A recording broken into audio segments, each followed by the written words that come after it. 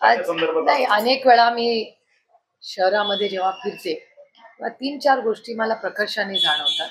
एक तर बारामतीचा ट्रॅफिक प्रचंड वाढलेला आहे आणि आपला हा जो मोठा चौक आहे, तो त्या चौकामध्ये अखंडपणे भिगवण चौकात ट्रॅफिक आणि केऑस आणि ॲक्सिडेंट्स होतात.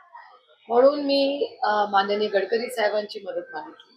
कारण का त्यांनी बारामती लोकसभा मतदारसंघात अनेक असे ज्याला ब्लॅक स्पॉट्स म्हणतात, जिथे अ, जास्त ऍक्सिडेंट्स होतात. तिथे मला खूप गडकरी साहेबांनी मदत केली आणि सेव्ह लाईफ नावाचा एक एनजीओ आहे, जो देशात गडकरी साहेबांच्या डिपार्टमेंट बरोबर काम करतो, नॅशनल हायवे. त्यांना मी विनंती केली, ते आले मागच्या आठवड्यात आणि तिथला जो केऑस म्हणजे गोंधळ होत असतो त्या चौकात, अखंड 3 हत्ती चौकात, त्याच्यात काय मार्ग काढता येईल, ऍक्सिडेंट कसे शून्यावर आणता येईल, त्याच्यासाठी आम्ही त्यांना विनंती केली. ते आले, त्या सगळे डिझाईन्स वगैरे घेऊन गेलेले, एरियल शूटिंग करून गेले. त्यांचं म्हणणं आहे 3 ते 4 आठवड्यात ते सोल्युशन देतील की काय त्याचे डिझाईन फ्लॉ काय, कारण डिझाईनच चुकलंय म्हणूनच ते तसं होतं. तो एक मुद्दा महत्वाचा. त्यानंतर आपण भिगवण चौकातून जेव्हा पेन्सिल चौकात जातो, त्या रस्त्याचं काम सुशोभीकरण अतिशय चांगलं झालं.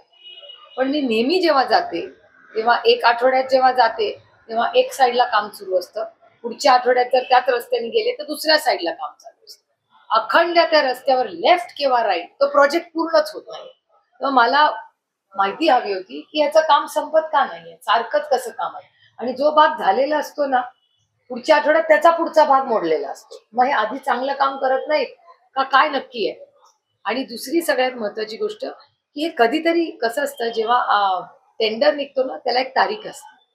तर या टेंडरची तारीख कधी आहे, हा पूर्ण का होत नाहीये, हा एक महत्वाचा प्रश्न मला, दुसरा महत्वाचा, आणि तिसरा सगळ्यात महत्वाचा प्रश्न मला वाटत होता की हे कॅनॉलचं काम अतिशय उत्तम झालं, अतिशय छान. प्रॉब्लेम त्याच्यात असा आहे की 2 गोष्टी आहेत त्याच्यात. तो सिमेंट मध्ये झाल्यामुळे जे पाणी झिरपत होतं ते पूर्णपणे स्टॉप झाले. त्याच्यामुळे आजूबाजूच्या सगळ्या ज्या विहिरी आहेत पूर्णपणे सुकून गेले. त्याच्यामुळे व्हिज्युअली ग्रेट प्रोजेक्ट, पण इम्प्लिमेंटेशन मध्ये अर्थातच डिझाईन गॅप्स. म्हणजे आता डिझाईन वगैरे ते आता बघायला लागेल टेक्निकली काय, पण तिथले सगळी पाण्याची स्तोत्र बंद झाली आहेत. हा एक खूप गंभीर विषय झालेला आहे. आणि दुसरा महत्वाचा विषय की कॅनॉलचं जेव्हा प्रोजेक्ट झालं तेव्हा तिथे जेव्हा जर तुम्ही वॉक अँड ट्रॅक करणार होता, अतिशय सुंदर वॉकिंग ट्रॅक, अतिशय छान गार्डन केलं. प्रॉब्लेम असा आहे की कॅनॉल आणि त्या वॉकिंग ट्रॅक मध्ये तिथे काही गार्डच नाही. एखादं मूल, एखादी महिला कोणी घसरलं तर डायरेक्ट कॅनॉल मध्येच. त्यामुळे सुरक्षितता हा विषय. आणि जेव्हा मी माहिती काढली तेव्हा जेव्हा डिझाईन केलंय त्याचा जो बजेट आहे त्या बजेटमध्ये रेलिंगचा कॉस्टच नाही, म्हणजे त्या रेलिंगचा विचारच झाला. त्यामुळे व्हिज्युअली अतिशय छान, पण प्रॅक्टिकॅलिटीमध्ये ती गॅप आहे. आणि माझी सरकारला विनंती आहे, त्याचं मी पत्रही आज दिलंय, की तातडीने रेलिंग्स करून घ्या, कारण का तिथे लहान मुलं येतात. खूप चांगली वास्तू आहे, माझी वास्तूला कंप्लेंट नाहीये, पण वास्तू करत असताना पाणी झिरपत नाही. आजूबाजूला सगळे पाण्याचे स्तोत्र ते सुकून गेलेले आहेत. प्लस सेफ्टी, सेफ्टीचा विचार, त्या सेफ्टी ऑडिट केलेलंच नाही.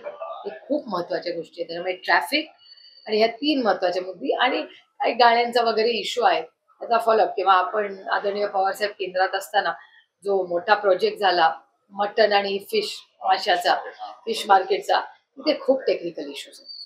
तर ते टेक्निकल इश्यूज, मग विजेचा प्रॉब्लेम, पाण्याचा प्रॉब्लेम आणि पार्किंगचा प्रॉब्लेम, असे असे प्रश्न आहेत. त्याच्यात लक्ष घालावं लागेल आणि ते सॉर्ट आउट करायला लागेल. आणि एक महत्वाचा विषय राहिला की ती आंबेडकर वसाहत जी आपली आहे त्याचं उद्घाटन लोकसभेच्या आधी झालं होतं. मोठा कार्यक्रम झाला होता, माननीय मुख्यमंत्री आले होते त्याच्यासाठी.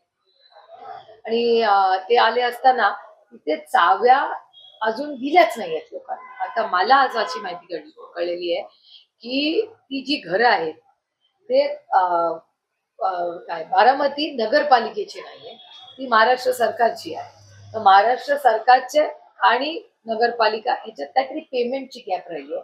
तर लेबर डिपार्टमेंटचा तो एक इश्यू आहे. लेबर डिपार्टमेंटचे मंत्री जे आहेत त्यांना मी सकाळी कॉन्टॅक्ट केलं, ते ठाण्याला एका मीटिंग मध्ये होते. मी त्यांच्या फोनची वाट बघते. मी त्यांना विनंती करणार आहे, आमचे काहीतरी 3 का 4 कोटी रुपये क्लिअर व्हायचे.